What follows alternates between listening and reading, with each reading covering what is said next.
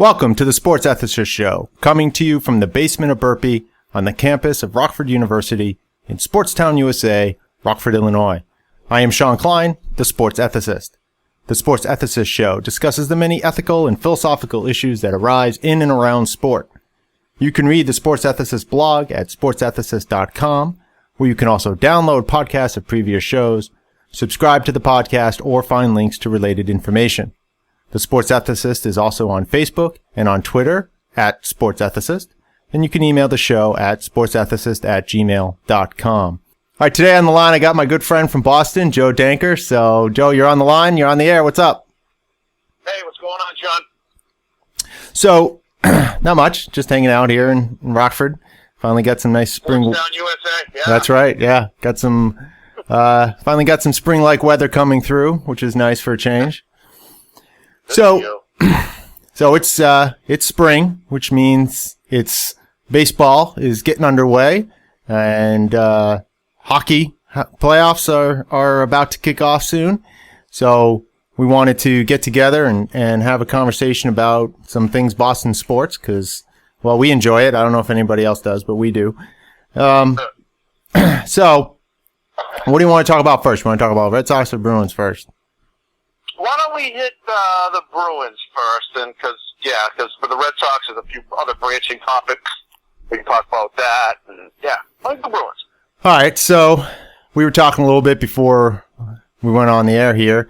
So the Bruins are the number one seed, I guess you'd call it, right? They are going to end with the best record in the NHL. They're playing right now, but that isn't going to affect the overall outcome. And their most likely opponent in the first round is Detroit, right? It is Detroit. It's definitely Detroit? Yes, read that this morning. Okay.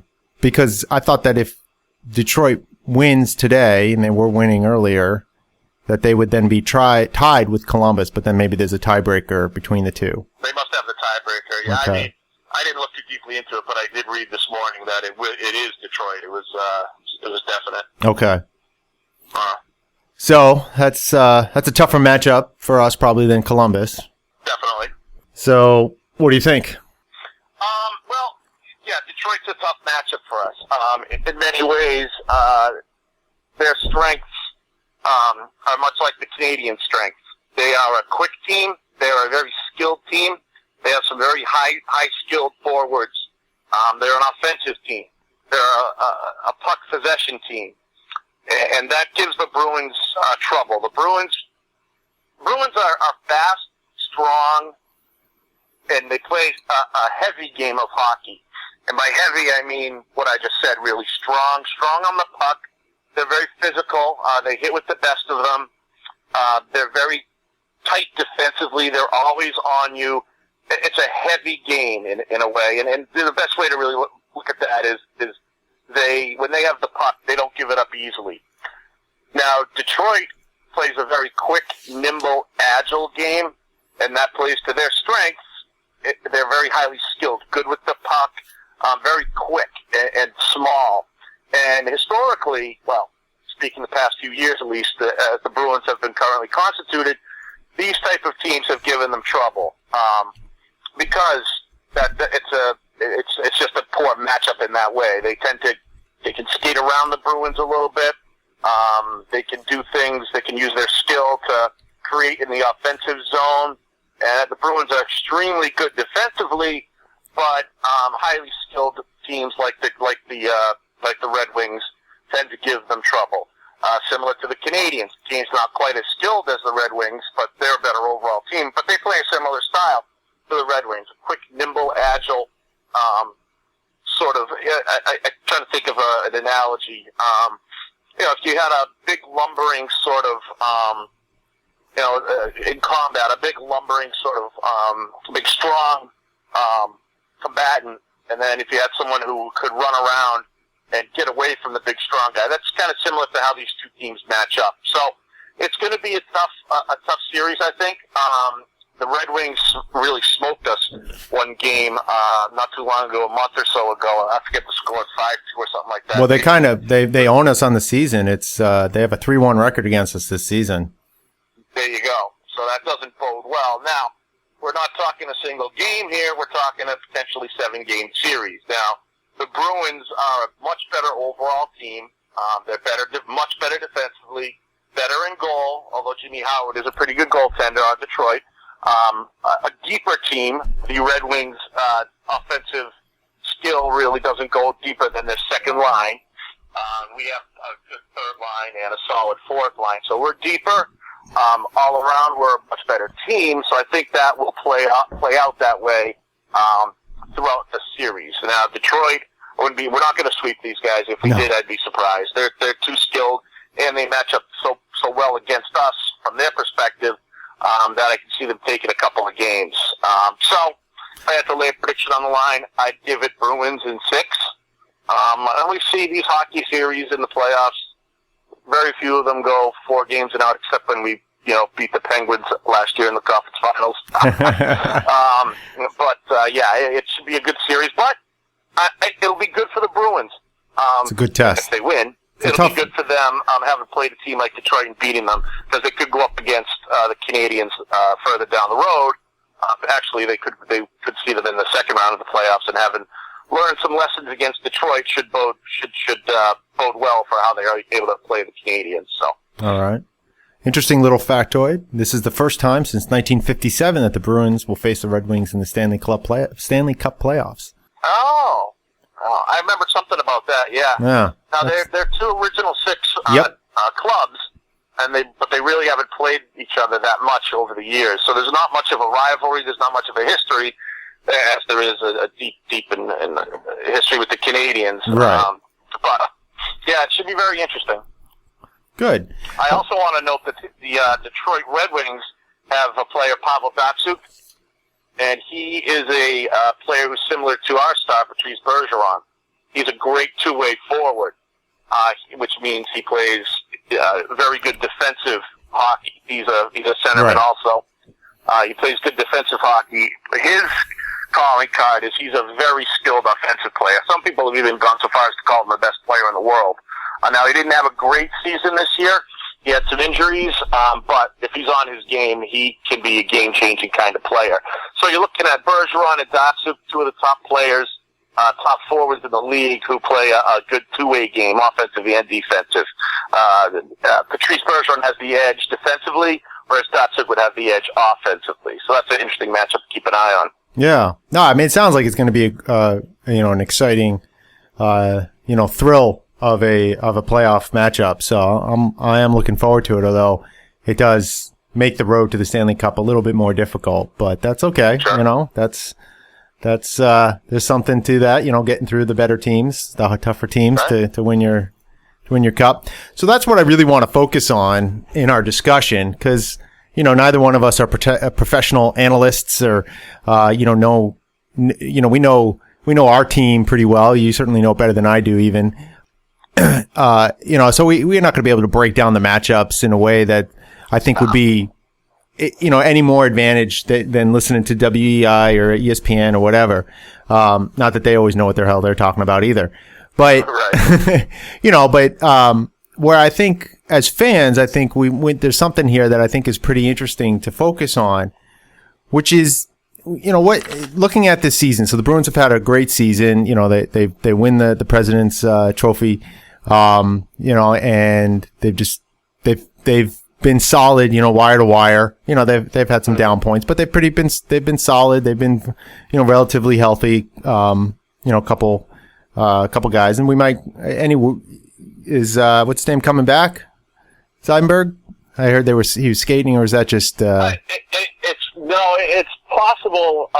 Wouldn't be till late in the playoffs. I think maybe the conference finals. Maybe. But that would be huge. That'd be a shocker. Yeah. Well, it would be interesting and shocking, but it is a possibility. So the question I'm kind of interested in here is in terms of success or failure, right? So they've had, obviously they couldn't really have had a better regular season. They have the best overall record in all of the NHL. So it's hard to, so that's certainly one measure of success.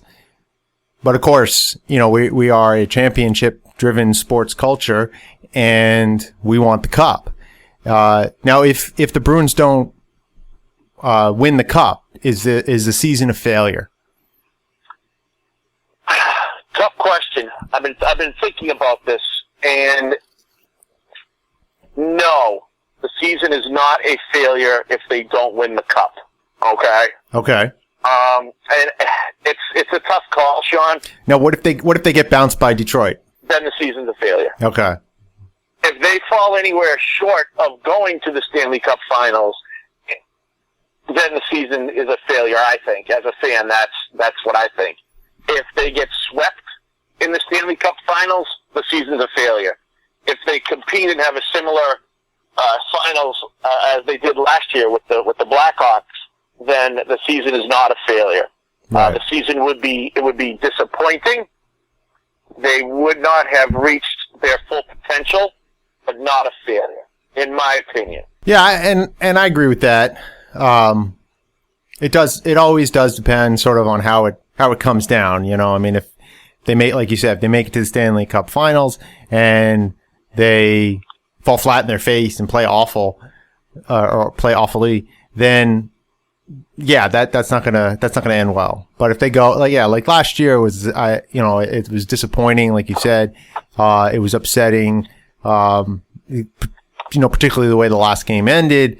But it was such a great series, game one on, and so exciting and so well battled by both sides. It's hard to call that a failure in any way. I mean, it was just tremendous, and we've talked about that particular series, and I do think that, even if the Bruins had won Game 6 and go back to Chicago for Game 7, I don't think we would have won Game 7 in Chicago. I just don't. So the fact that it ends the way it did is frustrating, but not as frustrating as it could have been. Right. Yeah, I mean, certainly if you have the best record and you get bounced early in the playoffs, that's usually not a good thing, unless just some major injuries and stuff like that. But yeah, but then I'm not so sure. Even if they have a good showing in the Eastern Conference Finals, so whatever we call it, that wouldn't necessarily be a failure of a season either. If it goes 7 down in the wire, and I could still feel good about the season if it goes down like that as well. I beg to differ. I think even if it is a hotly contested 7 or 6 game series conference final, and they lose to Pittsburgh or Tampa Bay or whatever, I would consider it a failure. Okay. This team's they're built for the playoffs. They're built to win the cup. They're so good. They're so well-rounded. They're so deep, so good defensively. They have everybody healthy except Seidenberg, and who knows, by that time he might be back. But, for the most part, they've been very healthy. I mean, to have the best regular season is an accomplishment, but it wasn't a fluke. They did that because they had a great, consistent season. They played strong for the most part all the way through. They proved themselves to be, by quite a margin, the best team in the East. So if they don't come out of the East, if they don't win the conference championship, I consider it a failure. Even if it is a really good matchup, I'm sorry. It's just, no, they're too good. They're too good. They're in there. This is their window. We always talk about, championship windows. The window for the Patriots with Brady is closing, etc. This is their window. Chara's not getting any younger. They have a great young core of offensive players, and Tuukka Rask is young. They got some young defensemen coming up. But right now, I mean, Chara is such a, difference maker. He's, any given year, he should win the Norris Trophy. He's the best defenseman in the league, so we're not going to have him forever. Right. So that's a big, big difference without Chara. Well, let me ask you this. Maybe partly the question is just worded wrong, in the sense that, is there a space between success and failure, right? That in terms of, or that there's gradations of success. Cause it's still, it's hard to say, well, this team, they fought down to the last second in the Eastern Conference Final in Game 7, or whatever, the conference final in Game 7, down to the last second, and it was a great series. it's, that's hard to call that a failure, right? In the same way that getting bounced by Detroit in the first round would be, that seems, I think, by anybody's, although, if you didn't even make the playoffs, you might say, well, that's not, at least they were in the playoffs. But, so there does seem to be these gradations. I wonder if it's too binary, fans. It is. That would, yeah. Okay. I think so it is. I mean, to say a failure or a success, to break it out like that, there's a certain gray area in there. Now, that's why earlier in the discussion I said disappointing. Right. It's tough to call a 7-game Eastern Conference series where they lose to a team that's, playing great hockey, whatever team it could be at that point, Pittsburgh or something like that. It's tough to call that a failure because, getting to the Eastern Conference Finals is a great accomplishment. It's just by itself. Right. So failure might be too strong a word for that. Very disappointing is what I would call that. That's probably more accurate from my perspective. Yeah. No, and I think that's true. I mean, certainly from the fans' perspective, it's disappointing when you don't win. Yeah, well, definitely. Right. So, but, a related question to this is the issue of how important, just in terms of legacy, in terms of from the fans' perspective, it is for the Bruins to win the Cup this year. Right? Because, I mean, like you mentioned, the window's closing. There's an opportunity here. They're built for this. Is this sort of the year that they gotta get the job done, and then the window closes, but then also just the legacy questions. I mean, so they won in 2011. Is that more of a flash, and is it going to be, what's the legacy here of this? Is this team going to win another one within 5 years, or is that it? And what's the importance of that from a fan's perspective or legacy perspective? Mm-hmm. Well, if they win it this year, you can start using the word dynasty. Okay? You can start, I don't think you can flat out call them a dynasty if they win it this year, but it does become, it's part of the conversation at that point. Winning in 2011, now 2012 they got bounced in the first round, and that was disappointing. Last year, all the way to the Stanley Cup final, 6 games to the Blackhawks, and if they win it this year, then you've got 3 out of 4 seasons where you battle for the Stanley Cup and won 2 of them. That's a strong legacy right there. Right. Okay, to me that would be the best run of success for the Bruins since the early 70s, late 60s, early 70s. So that's dynastic type stuff. Now, if they were not to win the Cup, if they were to get bounced in the first round, or bounced, somewhere in the middle of the playoffs and lose the Eastern Conference or something like that, and then next year, maybe not even get, maybe not make the playoffs or get bounced in the first round, then the legacy is not that solid anymore, because then it looks like a flash. It looks like a 2 or 3 year period where they were really good, won a Cup, but never could get back to that. So those are kind of the legacy terms I look at it. Well, and also, comparing it to the other teams, the other Boston teams. So Red Sox and Patriots in the last 15 years in this sort of window of Boston dominance, right. They've each won 3 championships. Patriots won 3. Mm-hmm. Red Sox have won 3 in this 15-year period. Celtics have won. Right. Celtics have won 1, and the Bruins have won 1. So, and the Celtics, that was a flash, right? Yeah, that was. So it's. Well, this will be kind of like the Celtics. We look back on the Celtics, and that was a flash. If the Bruins, and this could follow a similar pattern. If the Bruins don't go deep into the playoffs, don't win the Cup, and then they start to fade off, year 2, 3 from now, we'll look back on it just like we did. That's the comparison I was making versus if they win this and then and remain competitive the next couple of years, even win another one. I think that would put them more in the other category of Patriots and Red Sox and that kind of dominance, right? Rather than the Celtics in terms of their just sort of momentary flash there of having a 2-year period where they were really good, and then before that they were terrible, and now they're terrible again. So. So that's, and then also, looking at the other teams in the National Hockey League, right? So the Blackhawks have been pretty dominant in this period. The Kings as well, right?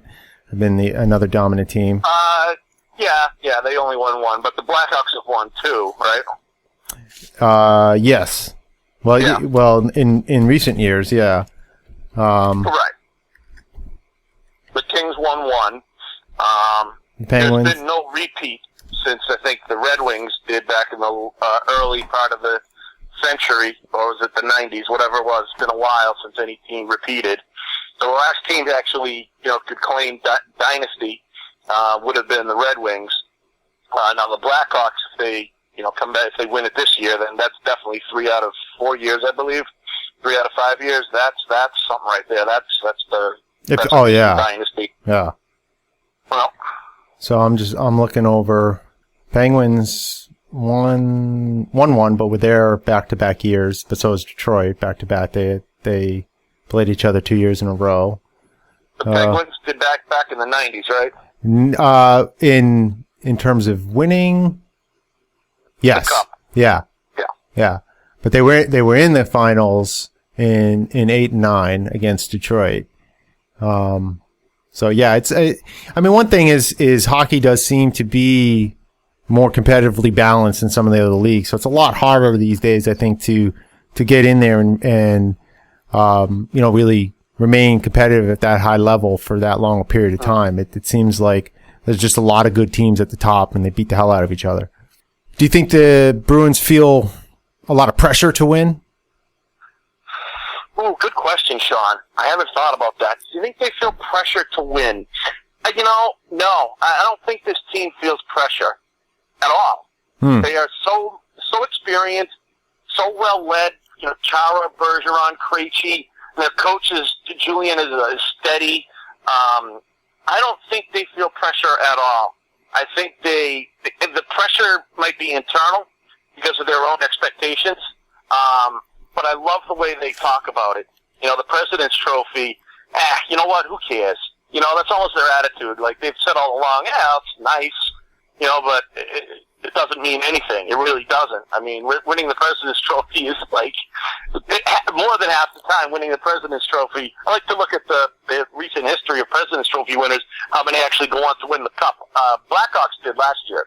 But it's not very common. So the best regular season team, very, very infrequently goes on to win the Cup. So their attitude, just because they won the President's Trophy, doesn't mean that they should win. They know that. Hockey knows that. Winning the President's Trophy does not really, it might make you the favorite in Vegas, but if their expectations, living up to their own expectations, they might have that pressure, but I don't think they feel any external pressure from the fans, the media, anything like that to win. They just seem so well contained, so solid, like I said, so well led, that just doesn't get to them at all. They're very, very mature, level-headed kind of team. So no, I don't think they do.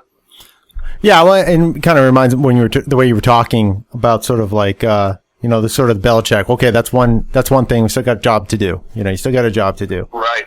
They have that same attitude. That's a good comparison. Yeah. Well, it's interesting because, the teams, the Red Sox, seem to have that attitude too, as well. Patriots obviously do. And so there is that sense of that as a successful, maybe not the only, way to go about these kinds of things, but that is a way to maintain your focus on what you need to do. Rather than being lost in the moment and, the happy to be here syndrome, the getting overwhelmed by the moment, overwhelmed by the pressure, but just thinking, okay, I have a job to do. I'm going to go do the job. Whether you're the closer, I have to throw a pitch right now. Not thinking about, I need to get this guy out or I just need to throw a pitch. I need to throw my pitch, right? Or I need to, run this route. I gotta just get a first down here. That kind of attitude, I think, is important to keep you focused on what you're doing. And, totally. I wish I could do that more in my daily life in terms of focusing on what I need to do. Not the external pressures in the big picture or whatever, get in the way of just, okay, well, I have to, do this right here, right now, focus on that and get it done. And the Bruins do seem to have that one game at a time, one shift at a time, Right. One pass at a time kind of attitude. Very workmanlike, very steady, and that's a really good comparison, Sean. And it's hard to the because Patriots. because at the same time, right, you still need to keep the bigger picture in mind as well. And so it's that balance, I think, that's really hard to achieve because, again, going back to like the closer, okay, I need to make a pitch. Yeah, but you also have to realize that you need to get this guy out, right? And so there is that balance. Okay, we need to get a first down, but we also need to score, right? I mean, there is that bigger picture that needs to be there as well, or you don't know where you're going either. So it's that balance that I think someone like Belichick and Claude have been able to, establish that, be able to keep your eyes on the prize and yet still be in the moment. And that's the trick to life too in general, right? I mean, because, people talk, be in the moment, live in the moment, be zen about it. And I think that there's a lot of truth to that. I mean, you got to be in the moment. When I think about that a lot when I'm hanging out with my son and I'm thinking about, I got to do this. So, no, I should just be in the moment and, play some Legos with him and just enjoy the moment. And I do, but, at the same time, it's like, yeah, but I do have these other responsibilities and I do have longer term goals that you need to establish, and you can't forget about those either. Otherwise your life is just a pile of moments. And so there has to be a broader structure. And so it's that balance that I think is really hard, because if you only focus on the goals and you're never in the moment, then your life doesn't have any, then your life doesn't have any moments in it. So, it's kind of empty. And so it's that balance that, is key. Yeah, totally. Well, so, we started bleeding here into the Red Sox. So I thought maybe we could shift gears to that. So they're coming off a different kind of season than the Bruins had, right? The Bruins lost, in their championship game. Whereas the Red Sox coming off, of a World Series, a pretty solid World Series performance. And they've won 3 in the last decade. Coming into this season, what's sort of our expectations? What's our perspective here? I mean, do we feel like this team's got to go on and win the World Series again, or or are we in a sort of just grace period where like, let's just have some fun? What's period? Grace period? Definite grace period right now. No one's freaking out that we're 5-7. No. Well, it's April, but I mean, right. So come August, if we're, looking at sort of sitting in third place in the AL East, and, maybe the wild card, maybe not, depending on how things are cashing out. We're not really sure. Is that bad? Or are we still just saying grace period? We won last year. We're all good. I still think it's heavily weighted towards grace period. I think as long as they're competitive this year and fighting for a playoff spot, get into the playoffs, I don't think, for me, and I can speak somewhat for Red Sox Nation, the fans out here, I don't think anyone's going to be too upset about that. Last year was a bonus. No one expected it. Coming off a terrible finish to the prior year. Yesterday, we're playing with house money right now.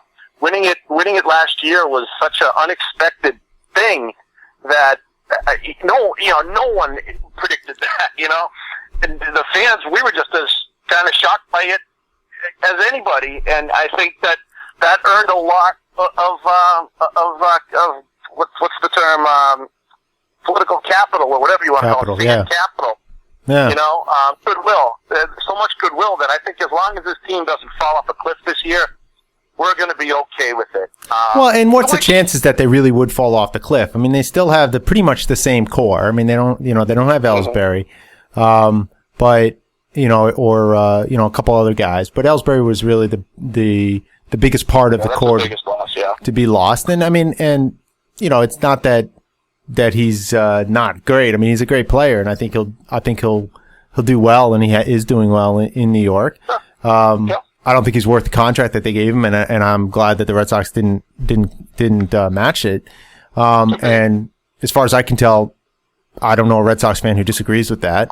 And so it's the team is still well built to be competitive. So that's partly the expectation is, well, we're going to be competitive. will we win the division? Will we do something in the playoffs? Well, who knows? It's a long way away from now, but that we're still looking at the team. We're still built to be competitive. And even the games we've lost, we've pretty much been in them and threatening, and it's just, you could tell they're trying to find themselves because a couple pieces missing. You got a couple new guys, a couple of young guys who are now, like Xander, who are now going to be part of the everyday lineup, and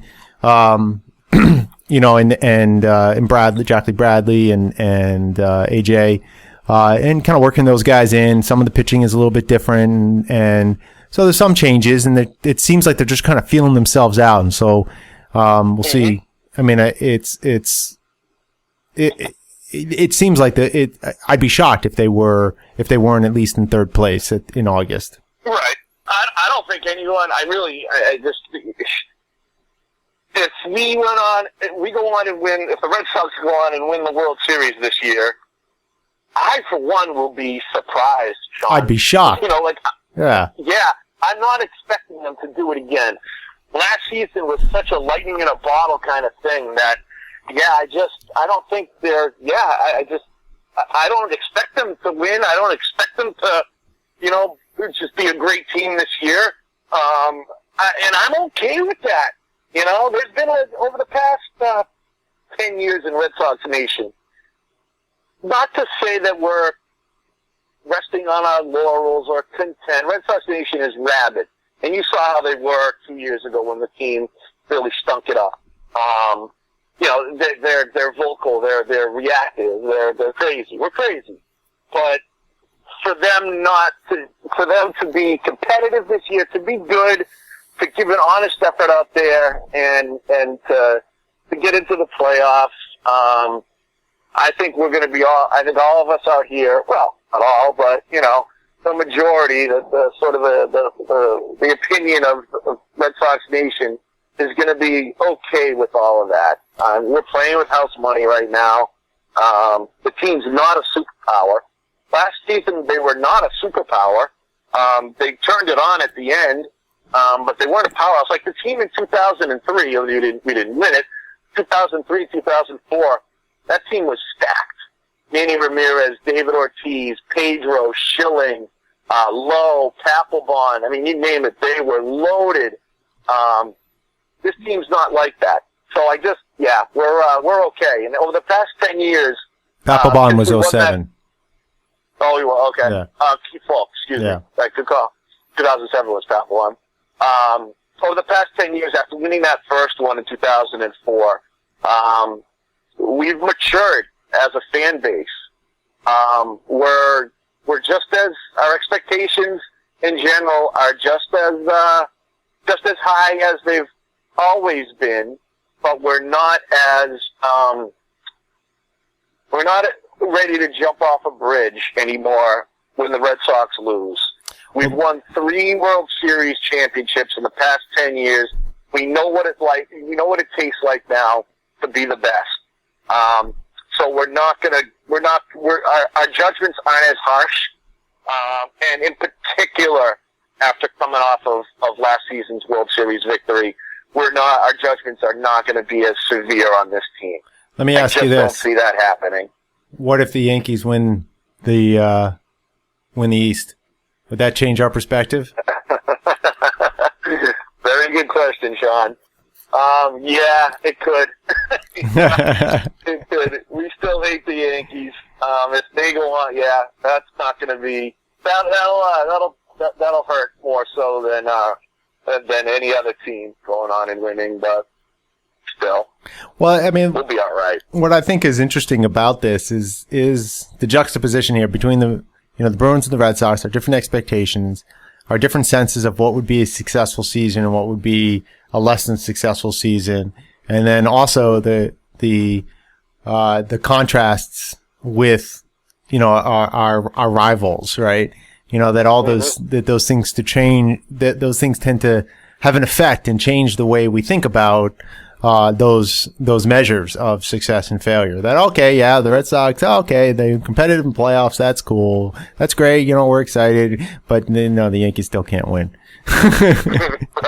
And so there's still that part of it that I think is interesting as as, thinking about what it means to be a fan and what it means to follow a team for the season and what your expectations are and what your sense of whether that season was a successful season or a disappointing season and what it means to you and then what it means historically. I mean, because if the Red Sox go and win the World Series this year, that would be at a historic level, I mean, that would be, for lack of a better term, that'd be crazy. Yeah. I mean, I wouldn't, I haven't even entertained that thought. That would be nuts. Yeah. I mean, I don't know when the last back-to-back, well, I guess it was the Yankees in the late 90s. Yankees, late 90s, yep. Yeah. And that team was a historic team. And I think for the Red Sox. That was a dynasty, yep. Yeah. So that would be incredible. And so, it seems unlikely. And like you said, I think if we don't do it, it's not like it's a disappointment. Unless we lose to the Yankees in the ALCS, that would. Yeah, that changes everything. It's funny how that can change everything. That's why I think it's really interesting.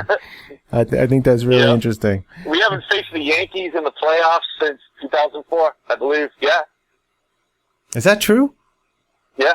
I'll have to look that up. I'm not sure that's true. I heard it on the radio. Oh, you cheater. Yeah. Well, that doesn't mean it's true either. No, it's true. I read it on the internet, yeah. Yeah, okay. That must be true then.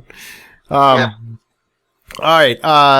Let's see. So, talked Bruins, talked Red Sox. There's not a lot to talk Patriots-wise. No. Getting ready for draft, but I don't know any of these guys, and Patriots, it's not like the Patriots really have, a real high draft pick or anything, so I have no idea how that will play out. I don't want Johnny Manziel. I don't get all that, the hype about him. Me neither. There is a topic there about, there's not the time or place to discuss it, but, getting Brady's successor on the team and how that should be handled. That's been a big topic of discussion, past couple of weeks out here in New England. Yeah. Because they brought in Manziel, Teddy Bridgewater, what's the other guy's name? Bortles. Yeah. The other quarterback who's ranked high is going to go in the draft out here for interviews, checking them out. But that's an interesting subject with Brady, getting on in years and stuff like that. But yeah, I mean, it's definitely something they need to start. They do need to start thinking about it. And I don't know what bringing those guys in, what they were doing with that, what kind of gamesmanship that was in terms of trying to make other teams talk about it or distract them or just looking at potential division opponents or that it's a smokescreen because they are going to take a later, second round, third round quarterback, and that this is just a smokescreen to hide who they're really looking at. But who knows? I mean, I wouldn't put any of that past past Belichick and company or any of the teams. Yeah, the hoodie. Yeah. Johnny Manziel is not the future of the Patriots or any franchise, frankly, in my opinion.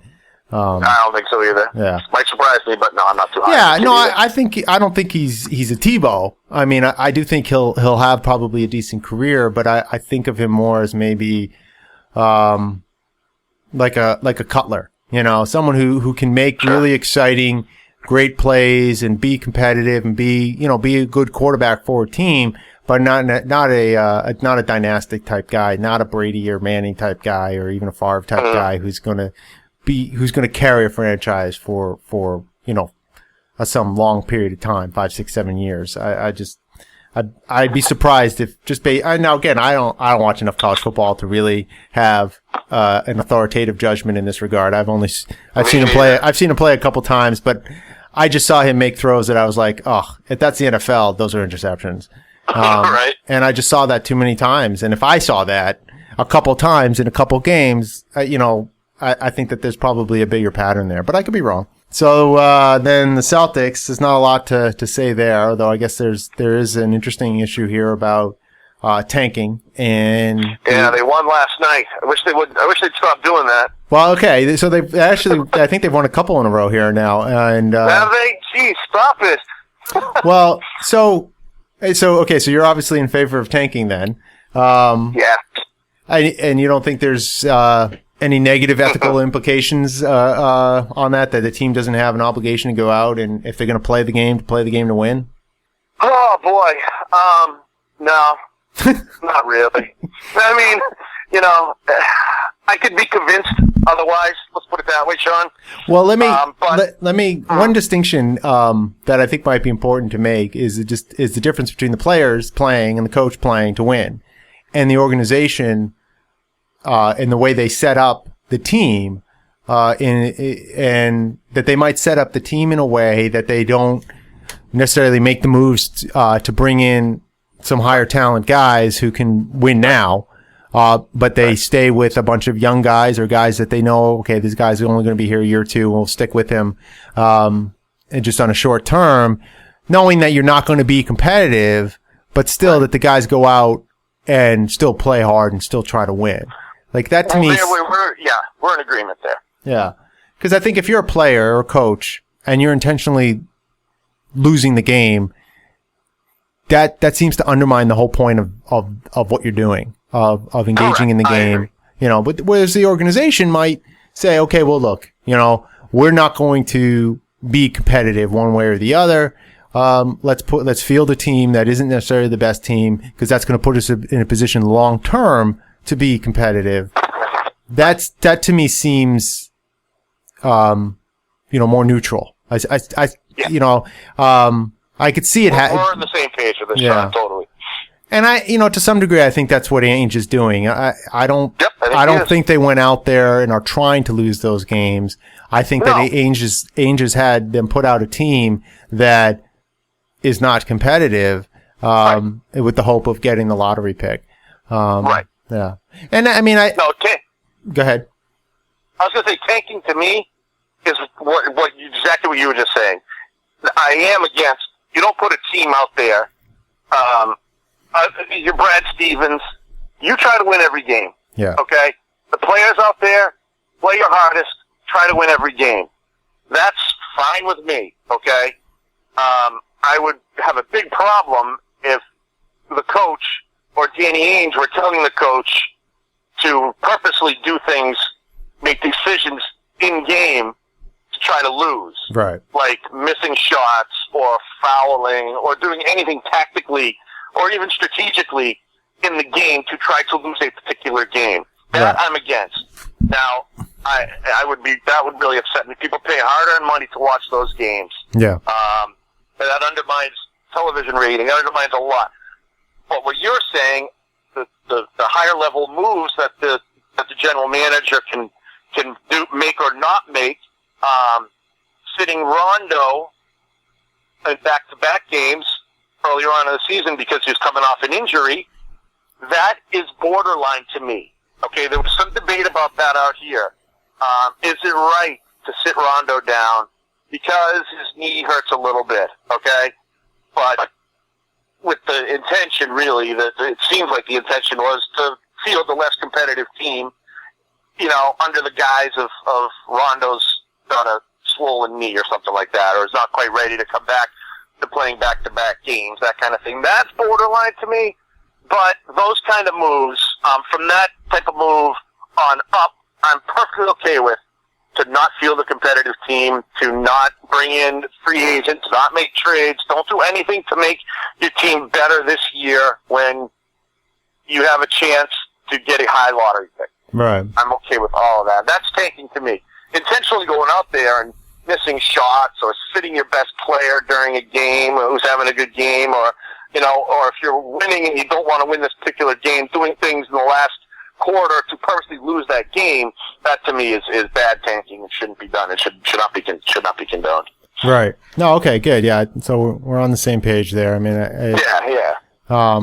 and part of it is the setup of the league, right? One, by having these lottery picks, you put a team in a position to gain an advantage by doing this, and so you create an incentive to do that.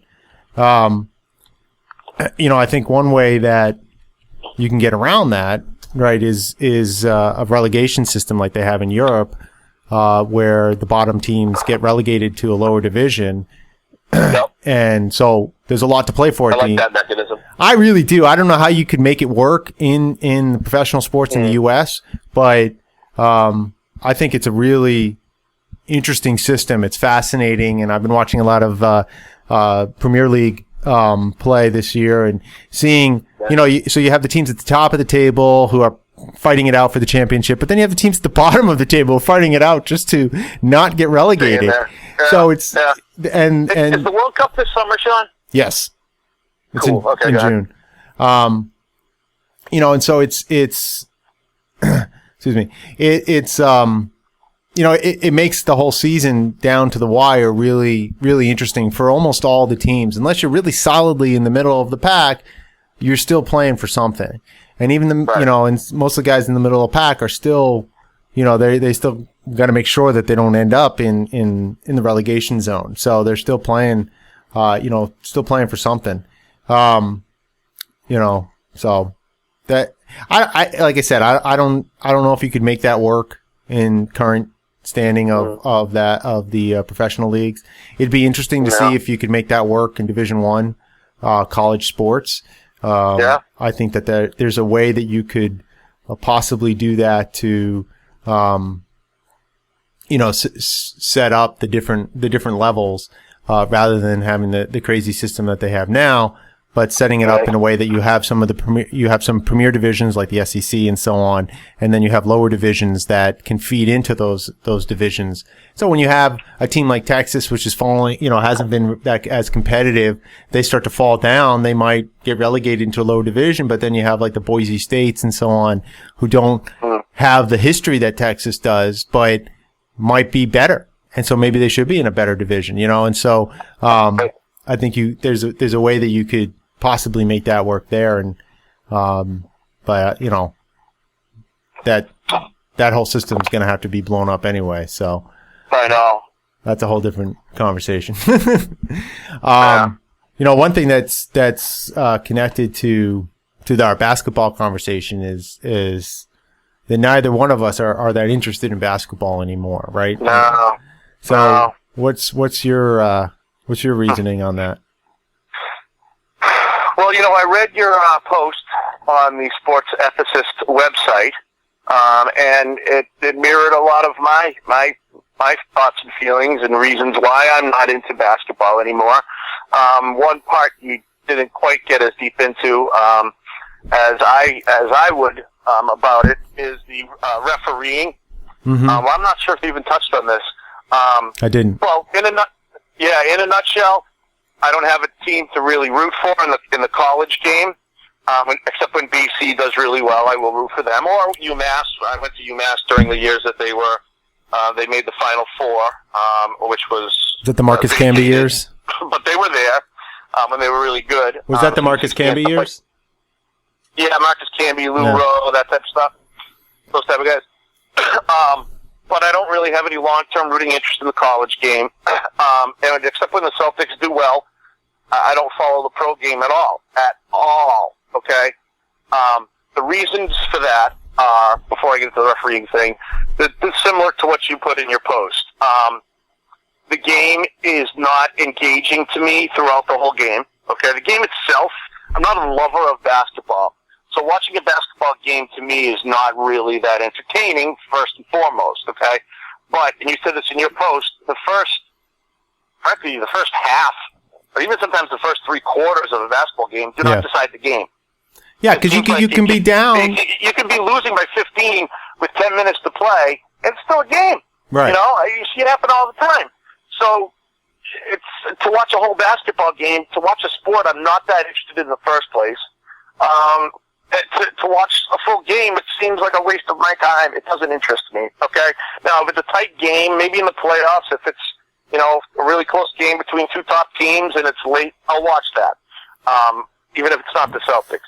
But what really, towards the end of the game, when it becomes a foul palooza, okay, and they're just fouling and game stoppages, free throws, foul, free throw, it is monotonous to watch when it becomes close at the end of games, okay?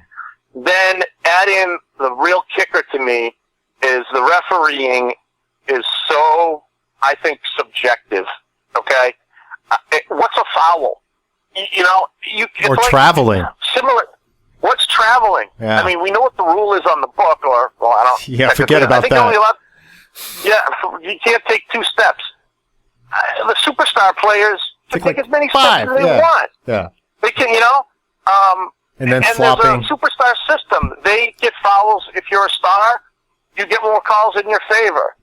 It seems just so, the refereeing is so, and then there's even the question, Sean, and I've watched enough over the years of basketball to really question the actual validity and integrity of the refereeing during a particular game. Sometimes the calls just seem to go so much in favor of one team blatantly that it just seems like sometimes the refs are trying to manipulate the game, the outcome of the game, to their favor, or what they've been told by David Stern, the league, to do.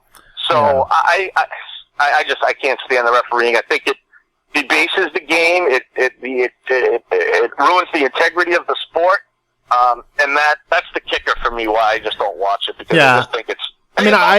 It's not wrestling, but it's like, gosh, it's the closest thing we have of our 4 or 5 big professional sports to wrestling sometimes, and that to me is not entertaining. Yeah, I mean, football seems to can get pretty bad too, although maybe not to the same extreme. And I don't ultimately think that the league is fixing the games. Are some refs? I mean, we have some evidence that did go on a little bit, right? And it seems easy enough to do because there is a large level of subjectivity in the calls, and that is something that bothers me. It bothers me in football too, frankly, with pass interference and a lot of the quarterback hits that seem like questionable calls, and it's hard sometimes to.